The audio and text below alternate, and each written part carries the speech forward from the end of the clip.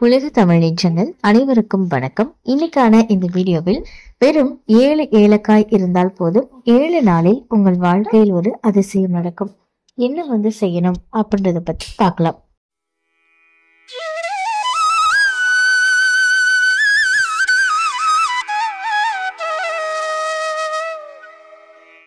நம்ம வீடுகள்ல பணம் அப்படின்றது ஒரு தட்டுப்பாடோட இருக்கு, இல்ல கொடுத்த பணம் சரியா வராம இருக்கு, இல்ல அதிகமாக கடன் வாங்கியிருக்கீங்க, இப்படினாலே அவங்க வீட்டுல ஒரு விதமான மன அழுத்தத்தோட தான் இருப்பாங்க.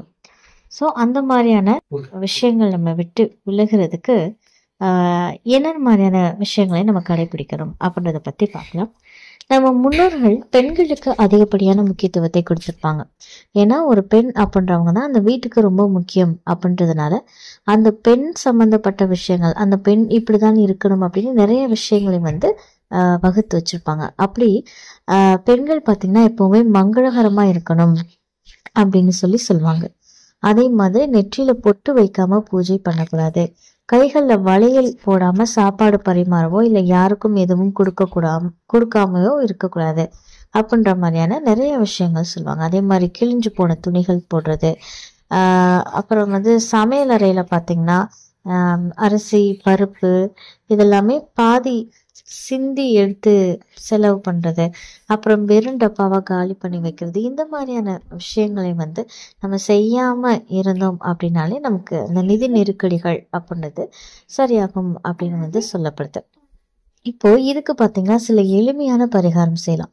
இப்போ உங்க வீட்டுக்கு பக்கத்துல மகாலட்சுமி கோவில் இருக்கு அப்படின்னா அந்த கோவில்ல மகாலட்சுமிக்கு மேல தாமரை மலர் வச்சிருப்பாங்க இல்லைங்களா, அந்த தாமரை மலரை நீங்க வீட்டுக்கு கொண்டு அதை ஒரு பச்சை பட்டு துணியில வச்சு மடிச்சு நீங்க பணம் வைக்கக்கூடிய இடத்துல வச்சீங்க அப்படின்னா உங்களுடைய நிதி நிலைமை அப்படின்றது மெல்ல மெல்ல சீராக ஆரம்பிக்கும்.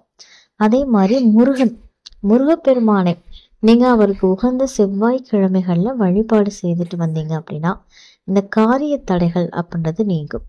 அப்படி வழிபாடு செய்யும் போது நீங்க செவ்வாய்க்கிழமையில செவ்வரளி மலர் அதை வச்சு நீங்க வழிபாடு செய்துட்டு வாங்க.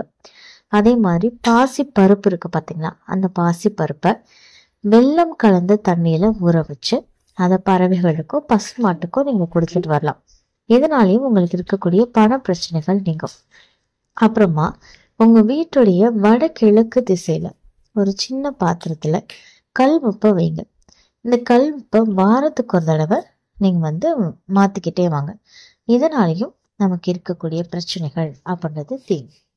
இப்போ நான் ஏற்கனவே சொன்னேன் பாத்தீங்கன்னா ஏலக்காய், அதுக்கு என்ன பண்ணணும் அப்படின்னா முதல் நாளே ஒரு ஏலக்காய், அடுத்த நாள் 2வது ஏலக்காய் அப்படின்னு ஒவ்வொரு நாள் நீங்க மகாலட்சுமி வழிபாடு செய்யும் போதும் ஒவ்வொரு ஏலக்காய் அப்படின்னு ஊசி நூல்ல கொடுத்துக்கோங்க. அப்ப 7 நாளும் 7 ஏலக்காயை கட்டி நீங்க விநாயகருக்கு போட்டு விடுங்க. உங்களுக்கு ஏதாவது ஒரு வேண்டுதல் இருக்கு அப்படின்னா இந்த முறைப்படி நீங்க செய்யலாம். அப்ப இந்த ஏலக்காய் மாலையை உங்க வேண்டுதல் நிறைவேறினதுக்கு அப்புறமா ஓடக்கூடிய இடத்துலயோ இல்ல கால் மிதிப்படாத இடத்துலயோ நீங்க போற்றலாம். இதனால கடன்கள் உங்களை விட்டு நீங்கும். வெளியே நீங்க பணம் கொடுத்துருக்கீங்க அப்படின்னா அது எல்லாமே உங்களை சேர ஆரம்பிக்கும். இந்த தகவல் உங்களுக்கு பயனுள்ளதாக இருக்கு அப்படின்னா மறக்காம உங்க நண்பர்கள் கூட பகிர்ந்துக்கோங்க. மேலும் இது போன்ற ஆன்மீக தகவல்களுக்கு என்னுடைய சேனலை நீங்க சப்ஸ்கிரைப் பண்ணிட்டு பக்கத்துல இருக்கக்கூடிய பெல் ஐகானையும் பிரஸ் பண்ணிக்கோங்க. நன்றி.